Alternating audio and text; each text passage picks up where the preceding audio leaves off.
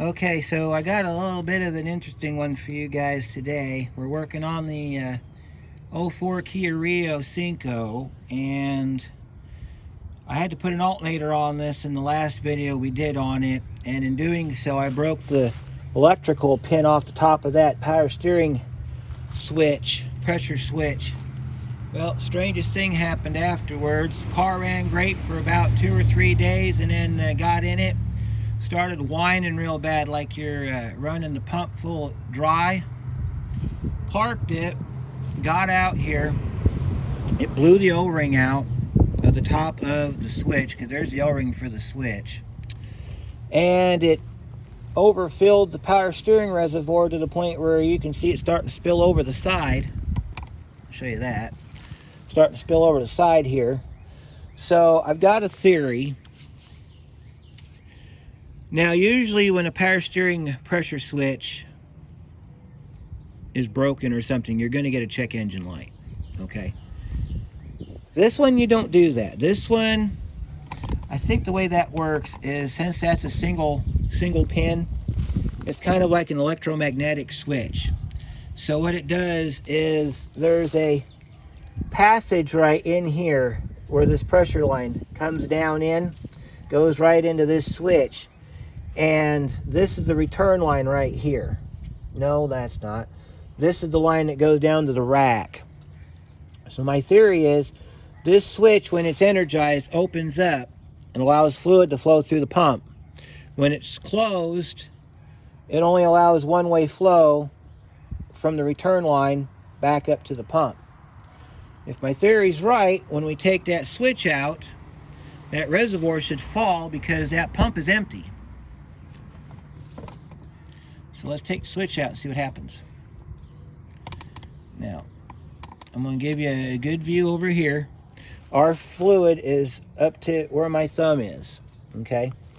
So we're going to take the switch out. We're going to do it very slowly. We're going to see what happens next. All right, I got another switch on the way, so we got to get this out anyway, or at least get it loosened up enough to where I can get the new switch in. Let's see what size that thing is.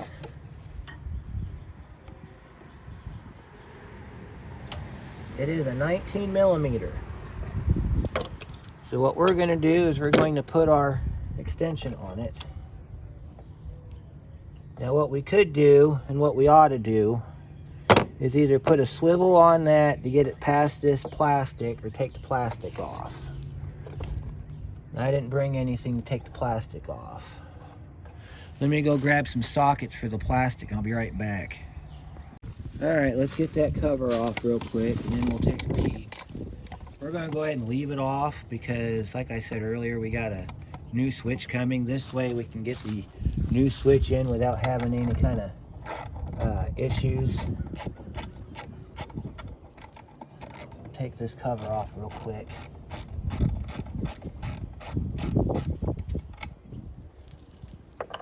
Let's see if my theory holds out. I think that's what it does.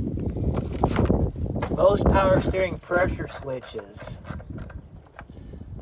now I might be, because OBD1 on my Ranger, that switch actually sets off a light, and they use it as part of the strategy for emissions control. On that truck, the power steering pressure switch goes through the computer, and the computer uses it to determine load value. And that's what I thought it did on this car, but I guess it doesn't. So, we'll see. Oh, we don't have to take the oil cap off. That's nice. Set this off to the side, and we'll take out that pressure switch and see if my theory holds true. If anything, we'll have a big mess to clean up. So, we'll just see how this works. And find my extensions here. I brought extra extensions in case I needed them. See, now we can get on it straight up like that. I prefer to do it this way, because if I round them corners off and I can't get that out of there, I'm buying a pump. This thing's a bear to change. So, do not want to do that. get our baby Bertha on here. Make sure we're set to off. We'll get this switch out. There we go.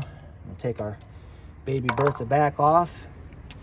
And let me zoom you in here, because we're getting ready to pull this out, so we're going to see some stuff. I don't want you guys to miss it. Alright, we're zooming in on the switch. We got it broke loose. Alright, let's see if my theory holds true.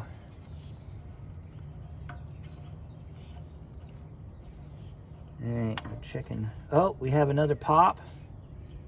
Okay.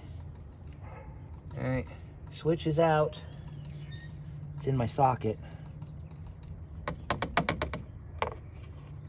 Okay, there's the casing. There's the rest of the switch. Pull this spring out. Pull this spring out. There's the spring for it. Alright, well, let's put some needleless pliers on it then.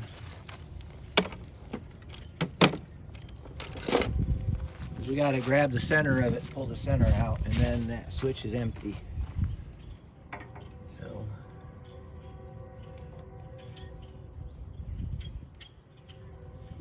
there's the rest of the switch. And I was right, it's a pin. It's a pin. Okay, so look at our fluid dropped. Our fluid did drop. See that? Our fluid dropped. As soon as I pulled that pin, the fluid dropped. Yeah, it's empty now. Not much of it ended up on the ground, I can see. So what I might do is go ahead and siphon that back. But let me see if we can reassemble this switch. Okay, so this switch, yeah, let's see. We probably have a seal that goes like that. And then we have a spring. Okay, well, let me see. That's the top of the switch. Okay, so this switch. All right, let me see if I can reassemble this switch the way it's supposed to go.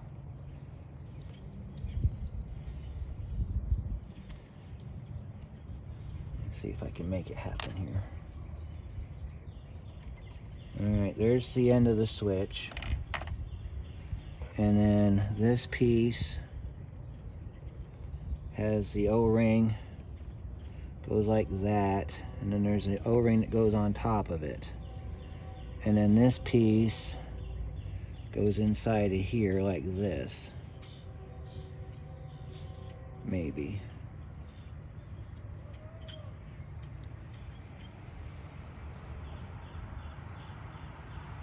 Let's see. Push that down. I can't get that to come down, but anyhow, there's a part missing. It's probably still in my socket. Let's see if I have any bits in my socket. No, I don't see nothing in my socket. Socket's empty. But that's what we got. That's our switch, for the most part. And I was right. As soon as I pulled that up, it drained down. So what I'm going to do, I'm going to go get my big suction gun. And we're going to suction the fluid down out of that so we got clear threads and I can see down inside there. Then we've got to cover that up so that we don't get any water in it because it's supposed to rain tomorrow. And then Friday, when I get the new switch, we'll come back, we'll put a new switch in it. So I'll be right back. All right, I'm back with my suction gun and a 5-gallon bucket that I just happen to have. We're going to stick that down in that port right there, and we're just going to draw that up.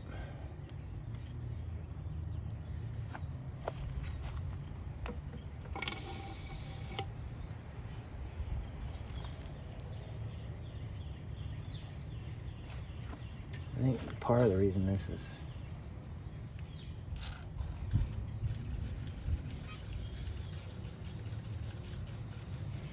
We don't want to pull all the fluid out of the pump. We just want to get it down to where we can see the threads. Yeah, see, now we can see the threads. Didn't have to pull much out of it. It's a small pump, so we'll let our gun drain down over here so we don't make a mess everywhere. See our gun right there on the barrel. All right, now you get to see inside the pressure switch portion on a power steering pump on a Kia. See what it looks like here. That's what it looks like. That little pin goes down inside that hole right there. There's a passage underneath it. So when that pin opens up, that little half moon right there is the fluid flow from the reservoir. Goes down in there, runs through the pump, goes down through the rack, comes back up the return line back to the reservoir. That's how that circuit runs. I'm not too worried about the fluid loss over the side here. Our threads look good. Now what I could do, and what I'm thinking of doing, since we've got the switch apart, is figuring out a way to put the switch back down in there without it. I mean, I could probably pull the guts back out of it, and yeah, I think that's what I'm gonna do. I'm gonna put the switch back in, only a couple threads. That way it seals it up so that we don't have any water intrusion. Since we know how the switch goes together, we can do it just like this. That little O-ring that goes there, it's up here on the car somewhere. But there's an O-ring that goes around the end here. And what happened was that little pintle broke right there. Snapped clean off. So, I don't think that's going to work too well. I think what I'll do is I'll take a piece of tissue, not tissue, but take a shop rag here. We'll kind of fold it up nice and neat like, and we'll just kind of stuff it down in the hole. That way it kind of like when you do engine stuff. We'll just kind of stuff it down in that hole just like that. Then we'll take our bits of stuff here and we'll do something with it. I'm not sure what. We'll do something with it. So make sure it's all together, that way we can take care of it later. Alright, so the other problem I've got, I don't think I can show you this because of where it's located. It's down here on this switch. That's the inside of the rest of that pin. I don't know how I'm going to get that out because that broke flush. Now I have had this open, and I can open it for you so you can see. I thought about just trying to grab it with a pair of pliers and pulling it out, but I don't know how successful I would be with that. So here's our switch. This is our electrical connector for our power steering pressure switch. And this little flap opens up because I've had it open. You gotta take a pick and you get under here like this. And you just pry up on it and it will pop open. Sometimes it'll pop open. It doesn't want to do it today. The alternative plan is you get in here like this on the sides and get it to pop that way too. This is a locking type clip, so you gotta kind of pop it open like that. There we go. Got our, and see, we can, I think I can take this off. No, I don't think I can. See if I can get this sleeve off of here. If I can get this sleeve off, it might be in okay shape. But let me show you the inside there. It's pretty corroded in there. That's what you don't want to see, is the green stuff. But you see how this connector's built? It's almost like a bullet for like electrical. And that little piece of switch falls in here and locks in here somehow. My job, whether I want it or not, is to try and get that piece of switch out of there so I can reuse this connector. And I don't know if I'm going to be able to do that with any kind of efficiency, since I don't know. Well, let me see. I don't know where the connector starts and where the pin begins. As soon as I figure that out, I can probably pull that apart. So, other than torturing you guys as watching me figure out how that comes apart, I'm just going to go after it, and then when I get it torn apart, I'll tell you how I did it. Then I'll hopefully be able to show you the inside of that connector so that you know what to look for. So, I'll be back in a little bit. Alright, so I got the piece of plastic off the protector. You can see the pin sitting in there. Now we're going to try to push the pin out using, of all things, the continuity tester. And we're using a continuity tester because it's got a point on the end of it, and we need the point to be able to push against the end of that pin. So you may or may not see that pin launch across the car. This big thing over here, that's my light. So see what we can do here. So I'm holding the end of the connector with a pair of needle nose, just like that. You can see there's the broken pin right there. We got to get that broken pin out of here. So what I'm going to do is I'm going to take this and put it right on the end of this, and I'm going to push that out, or try to anyway. It should come right out. There it goes. There it goes. Our pin is clear. As usual, my tools fall everywhere. So, being that we've opened that up a little bit, we got to close that back up. So what I'm going to do is get a pair of regular pliers. We're just going to close that gap up just ever so carefully. I don't care about the piece. You've seen it launch out there, so that's all I need to prove. Alright, so another part of electrical is when you have a terminal, and that's what this is called. This is called a terminal. And your terminal spreads open unexpectedly. This is how you close it back up. Take a pair of pliers, gently close it back up, like that. You don't want to off-round it, because then you're going to have problems getting your piece in. So now that we got that done, I can take my gloves off. Whenever you're working with anything that's got a point on it, you want to wear gloves so that it doesn't go through your finger and make you bleed for days, like in my case. We'll reach down here and we'll get our light tester back. All right, now we're going to put our plastic back on. The plastic goes on like this. I think it just goes right up on there like this. I don't know. Let me see if there's a... don't look anything special. So we'll just slide it back up in there like that, and we'll push our lead down inside the cavity here so that we got it where it needs to be. Locked in, so we can go ahead and put our cover back on. Look at that. We have an empty connector now. Now we're ready to start. When we get our new piece, we can put our plug on there and we're good to go. Pretty simple. I'll tell you what, getting this cover off was the hard part, because this cover, it has an alignment tab on it. You can see it right there. And for some reason, I don't know why, it did not want to come out. But I put a little bit of Croil on it. Gotta make sure it snaps down all the way when you put it back together. Make sure this protective cover stays on here, because this is what keeps it from getting corroded.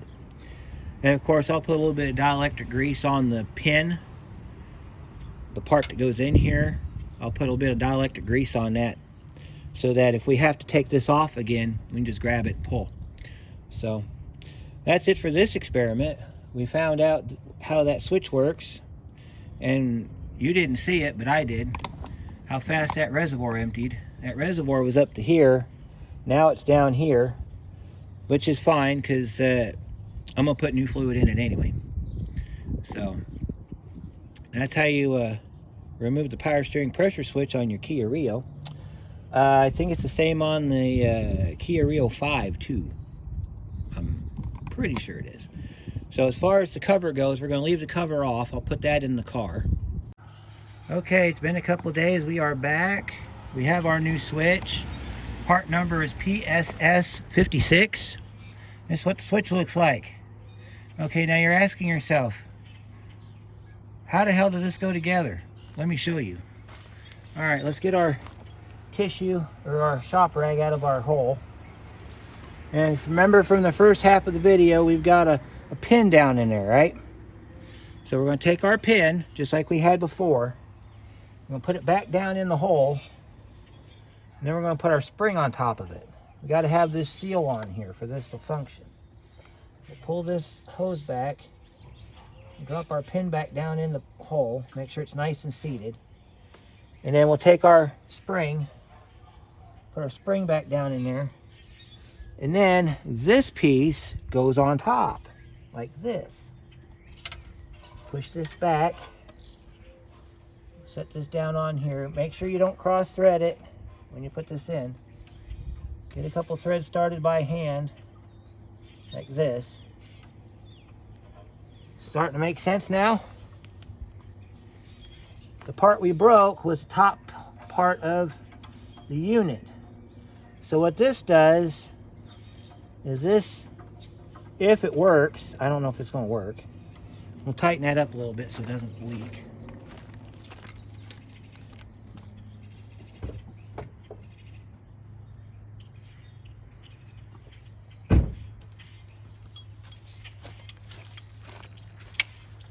If this works, then we're golden. Make sure it's nice and tight. No over tighten. Do not over tighten. Nice and snug, it works. Now we've got fluid in here. Okay, so we'll put our electrical connector back on that we cleaned up. Make sure that snaps down on there. All right, we are attached, so we're good there. All right, so our power steering fluid, it says PSF3. Okay, well PSF3 does not exist anymore. So what I've been reading is you can either use ATF or synthetic power steering fluid. Since I've got synthetic power steering fluid and I don't have any ATF, I'm going to use that. So let me go grab some of that and I'll be right back. All right, so this is what we're using right here. Okay. It's the closest thing I can find to the spec that's listed on the cap. It's also listed in the owner's manual if you have one. So we're going to fill this up to the max line, start it up, do a side to side on the steering, and then see if we still have noise. We should not have any noises. And then we will adjust this as necessary.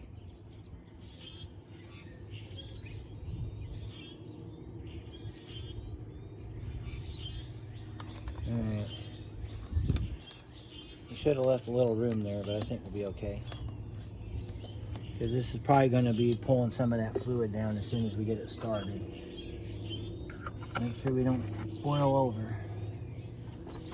Move our stuff out of the car here. And we'll see what happens next. Hopefully good stuff.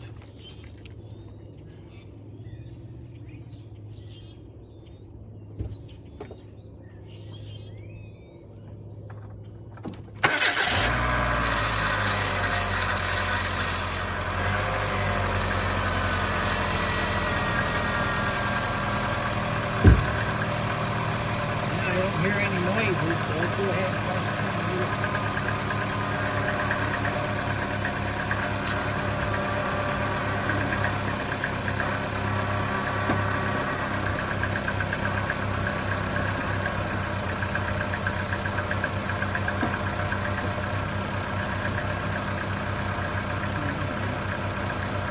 Alright, so far so good. Let's check for leaks.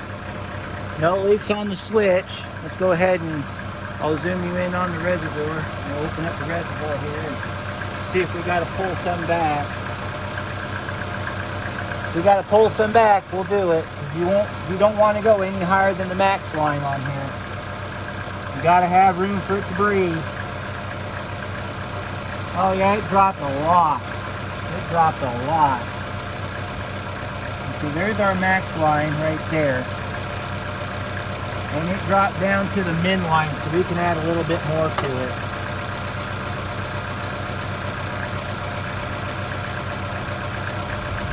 Sounds pretty good. Sounds a lot better than it did the other night when it was squealing. See if we can get this up to the max line.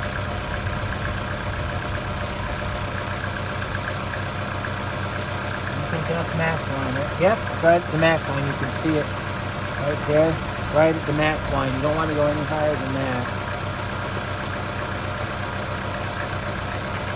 And our switch seems to be functioning. I don't see any issues down underneath. Make sure our cap's on nice and tight. I'll rotate the steering one more time. Make sure we got all the air bubbles out of it. You can kind of see the fluid level now because you can see where it's darker and lighter. So we're going to rotate it one more time. And as long as that fluid level doesn't move, we're done.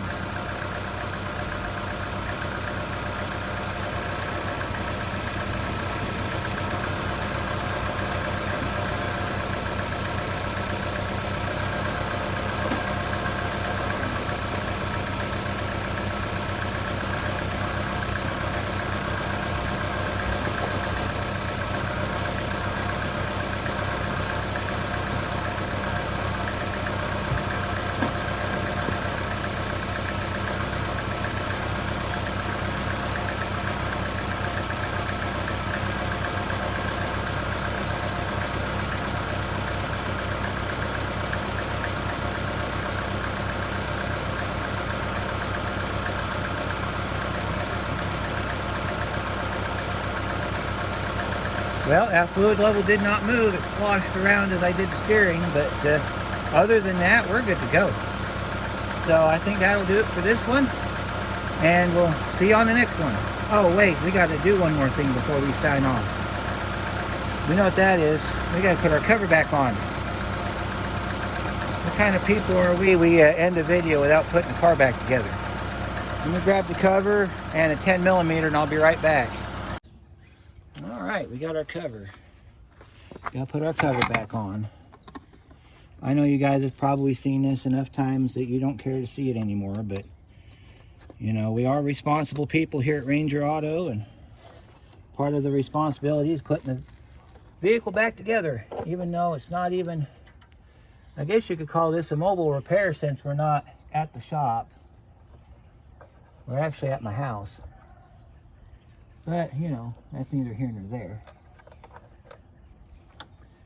Set your bolts down inside your holes here and tighten your cover back up.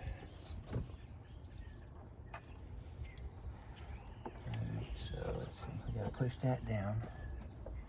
Make sure we're on our holes here.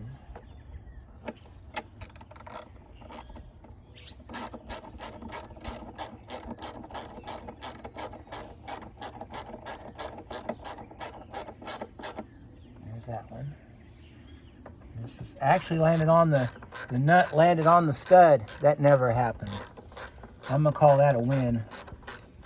A big win.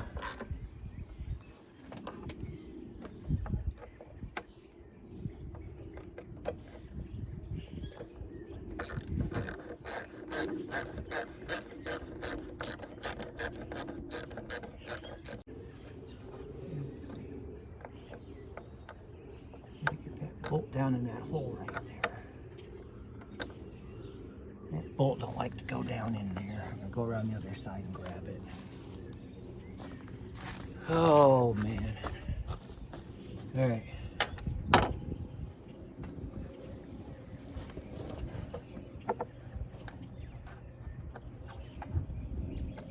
There we go.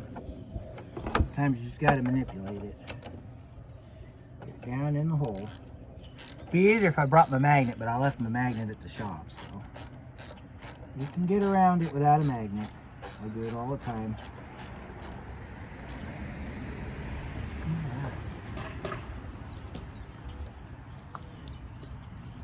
All right, so we're back together. I'm gonna move some vehicles and take this out on a drive, and while I'm doing that, you get down in that comment section. Let me know what you think. Don't forget to subscribe if you haven't already, and we'll see you on the next one.